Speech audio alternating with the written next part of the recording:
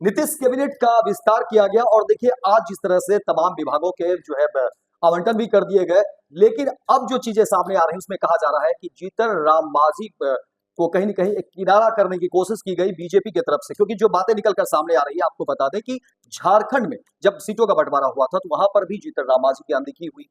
दिल्ली विधानसभा चुनाव में भी देखिए कि जीतन राम मांझी को वहां पर सीटें नहीं दी गई और उसके बाद जीतन राम मांझी जो है कई मंच से जो है अपनी तलखी वो सामने जाहिर कर रहे थे, लेकिन अब कहा जा रहा है कि इन्हीं तमाम चीजों को लेकर बीजेपी जो है अब जब विभाग की बात आई है सामने तो जीतन राम मांझी को सिर्फ जो है एक विभाग दिया गया है।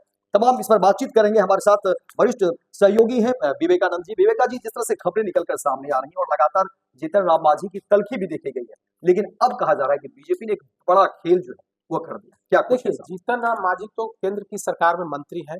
उनके बेटे यानी कि संतोष सुमन बिहार कैबिनेट में, नीतीश कैबिनेट में मंत्री।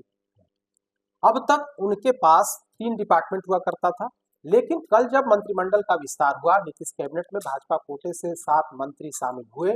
उसके बाद आज विभागों के बंटवारे में कहीं न कहीं जीतन राम मांझी के बेटे, हिंदुस्तानी अवाम मोर्चा के राष्ट्रीय अध्यक्ष संतोष सुमन के पास जो 3 डिपार्टमेंट थे, उसमें से 2 ले लिया गया है। सिर्फ एक विभाग छोड़ा गया है, लघु जल संसाधन विभाग। संतोष सुमन के पास पहले लघु जल संसाधन विभाग के साथ साथ सूचना प्रावैधिकी विभाग और आपदा प्रबंधन विभाग था। कुल मिलाकर के 3 डिपार्टमेंट इनके पास थे, लेकिन अब जो है अब 2 डिपार्टमेंट ले लिया गया है और वो 2 डिपार्टमेंट भाजपा कोटे से जो मंत्री बने थे मंटू सिंह, उन्हें सूचना प्रावैधिकी विभाग की जिम्मेदारी दी गई है, जबकि विजय मंडल को आपदा प्रबंधन विभाग का मंत्री बनाया गया है। इस तरह की बात सामने आई है।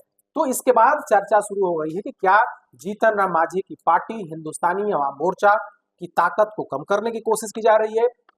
संतोष सुमन जो मंत्री है नीतीश कैबिनेट में, उनके प्रभाव को रोकने की कोशिश हो गई है कि आखिर भारतीय जनता पार्टी ने इनके साथ ऐसा क्यों किया। क्योंकि इनके पास 4 विधायक हैं और सरकार के लिए 4 विधायक आज जो स्थिति है उसमें महत्वपूर्ण योगदान है इनका।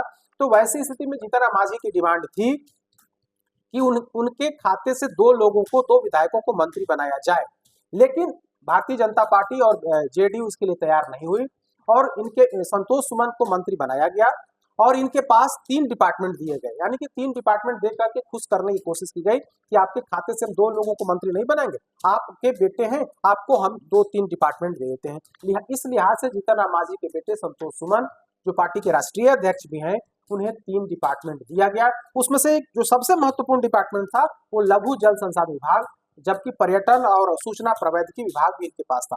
तो लघु जल संसाधन विभाग को छोड़ा गया है, बाकी के जो 2 डिपार्टमेंट थे उसे ले लिया गया है। इसके बाद यह चर्चा चल पड़ी है कि क्या हिंदुस्तानी अवाम मोर्चा को कमतर आंकने की कोशिश की जा रही है। इसके क्या मायने हैं विवेका जी? क्योंकि देखिए आए दिन जो है कई सारे घटना चक्र हुए, चाहे वो आप झारखंड की चुनाव का जिक्र कर लें या फिर दिल्ली विधानसभा के चुनाव का जिक्र कर लें, दोनों जगह जीतन राम मांझी की अनदेखी और ये तलखी भी जीतन राम मांझी। देखिए, यह हम लोग नहीं कर रहे हैं, बल्कि जीतन राम मांझी कई फोरम पर, कई मंच पर यह बात कह चुके हैं कि उनके साथ अनदेखी की गई, उन्हें कमजोर समझने की भूल की गई है। बिल्कुल, उन्हें कमजोर समझने की भूल की गई है, क्योंकि आप देखेंगे तो झारखंड में उनका दावा है कि झारखंड में भी उनकी पार्टी का जनाधार है, झारखंड में भी मुसहर भुइयां की बड़ी आबादी है, दिल्ली में भी है, लेकिन न तो हमें झारखंड में दिया गया, जबकि सहयोगी दल के जो दूसरी पार्टी है, यानी कि बिना नाम लिए उन्होंने लोजपा पर सवाल खड़े किए थे कि लोजपा को आपने एक सीट वहां झारखंड में भी दे दिया और आपने दिल्ली में भी दे दिया।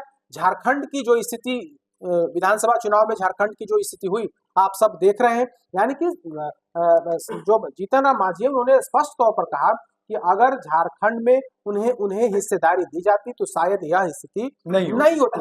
भाजपा को बार बार वे आगाह करते रहे कि हमें कमतर समझने की कोशिश नहीं किए, आपने कमतर समझने की कोशिश झारखंड में की, उसका नतीजा आपने देख लिया। और उसके बाद जब दिल्ली की बारी आई तो दिल्ली में भी चिराग पासवान की पार्टी को 1 सीट दी गई, लेकिन जीतन राम मांझी को वहां भी नकार दिया गया, जीतन राम मांझी को 1 भी सीट नहीं।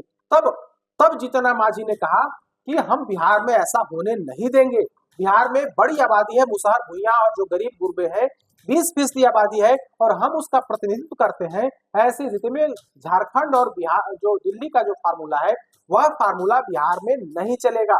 बार बार वे इस बात को कर रहे हैं। और अभी कल ही पटना के गांधी मैदान में दलित समागम का आयोजन किया गया है और हिंदुस्तानी अवाम मोर्चा की तरफ से कहा गया है उसमें लाखों लोग शिरकत करेंगे। मतलब दावा तो किया जा रहा है कि 1 लाख से अधिक लोग और वहां पर ताकत दिखाने की बात, सबसे बड़ी बात ताकत दिखाने की यही है कि विधानसभा चुनाव से पहले हिंदुस्तानी अवाम मोर्चा ताकत दिखाने की कोशिश में है, लेकिन ताकत दिखाने से पहले ही भारतीय जनता पार्टी ने खेल कर दिया। भारतीय जनता पार्टी ने हिंदुस्तानी अवाम मोर्चा के जो राष्ट्रीय अध्यक्ष हैं, जो नीतीश कैबिनेट में मंत्री हैं, उनको जो 3 विभाग दिया गया था उसमें से 1-2 विभाग ले लिया गया। जबकि आप देखेंगे तो मंगल पांडे के पास तो 2 विभाग है, स्वास्थ्य और विधि विभाग इनके पास है, डिप्टी सीएम है तो उनके पास भी 2 विभाग है।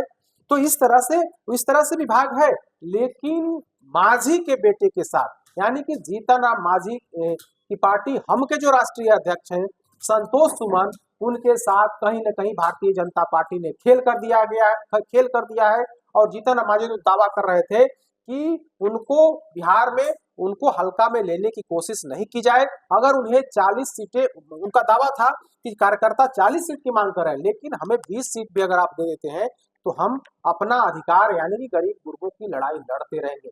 मांझी की इस डिमांड के ठीक बाद भारतीय जनता पार्टी ने उनके बेटे के साथ बड़ा खेल किया है और 3 में से 2 डिपार्टमेंट छीन करके मैसेज दे दिया है कि हमारे लिए आपसे ज्यादा जरूरी चिराग पासवान है। लेकिन जीतन राम मांझी भी मंजे हुए खिलाड़ी हैं।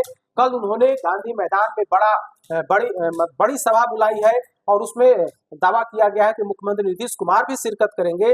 लेकिन जीतन राम मांझी जो वर्तमान में भाजपा कोटे में है और भाजपा कोटे में होने के नाते भाजपा ने उनसे 2 सीटें, दो जो डिपार्टमेंट हैं, 2 डिपार्टमेंट ले करके अपने विधायकों जो बीजेपी कोटे से मंत्री बने हैं उनके बीच बांट दिया है। इसके बाद चर्चा चल पड़ी है कि क्या भारतीय जनता पार्टी मांझी के साथ धोखा किया है। और सवाल ये भी तो है विवेका जी कि क्या जीतन राम मांझी जो विगत कुछ दिनों से जो चर्चा में रहे, चाहे वो अपने वो जनाधार की बात करने को लेकर रहे, और उन्होंने ये भी कहा कि हम अपनी ताकत दिखाएंगे, बिल्कुल, तो क्या इस बात का कहीं उन्हें जो है खामियाजा तो नहीं भुगतना पड़ा? अब देखिए हर मंच से वे अपनी बात कर रहे थे, वे अपनी दावेदारी कर रहे थे, वे कह रहे थे कि वे एनडीए के महत्वपूर्ण पार्ट हैं और महत्वपूर्ण पार्ट के नाते उनकी हिस्सेदारी बनती है और उन्हें अगर घर में हमें भूख लगेगी तो हम घर में ही मांगेंगे ना, रोटी कहीं दूसरे जगह तो मांगने जाएंगे नहीं। अगर 4 रोटी की भूख है और हमें अगर 1 रोटी दी जाएगी तो निश्चित तौर पर हमें भूख लगी ही रह जाएगी। तो वही रोटी का उदाहरण दे करके उन्होंने यह बताने की कोशिश की, सहयोगी दल के जो सबसे बड़ा दल है बीजेपी, उसको बताने की कोशिश की, उसके नेतृत्व को बताने की कोशिश मांझी ने की कि हमें भूख लगी है और उस हिसाब से हमें जो है सो अन्न मिलना चाहिए, यानी कि हमें बिहार में क्षमता ज्यादा है, उस हिसाब से हमें सीट मिलनी चाहिए और कम से कम 20 सीट पर हमारी दावेदारी है और उससे कम पर हम मानेंगे नहीं। लेकिन इन तमाम बातों के बीच आज भारतीय जनता पार्टी ने हिंदुस्तानी अवाम मोर्चा के जो राष्ट्रीय अध्यक्ष हैं और जो नीतीश कैबिनेट के मंत्री हैं, उनके पास जो 3 डिपार्टमेंट थे उनमें से 2 ले लिए। हम लोगों को खबर थी या हम लोग समझ रहे थे कि 3 तो इनके पास नहीं रहेगा, हो सकता है कि 1 डिपार्टमेंट इनसे ले करके और किसी दूसरे मंत्री को दे दिया जाए। लेकिन यहाँ तो खेल कर दिया गया, 3 में से 2 ले लिया गया, सिर्फ और सिर्फ 1 संतोष सुमन के पास छोड़ करके मैसेज दे दिया गया है कि भारतीय जनता पार्टी के लिए ज्यादा महत्वपूर्ण चिराग पासवान है। क्योंकि आप देखेंगे तो चिराग पासवान की हर बात को बीजेपी स्वीकार कर रही है। चिराग पासवान ने डिमांड कर दिया झारखंड में कि हमें वहां भी चुनाव लड़ना है, भारतीय जनता पार्टी ने स्वीकार कर लिया और 1 सीट दी वहां पर झारखंड में। दिल्ली में भी वही बात हुई, दिल्ली में चिराग पासवान ने डिमांड किया और चिराग पासवान की डिमांड को स्वीकार करते हुए भाजपा ने उन्हें वहां से भी मौका दिया। तो इस तरह से एक तरफ आप बिहार के 2 बड़े दलित नेता, एक रामविलास पासवान हुआ करते थे और एक जीतन राम मांझी। रामविलास पासवान के उत्तराधिकारी के तौर पर अब चिराग पासवान है। चिराग पासवान को भारतीय जनता पार्टी ज्यादा भाव देते हुए दिख रही है बनिस्पत जीतन राम मांझी।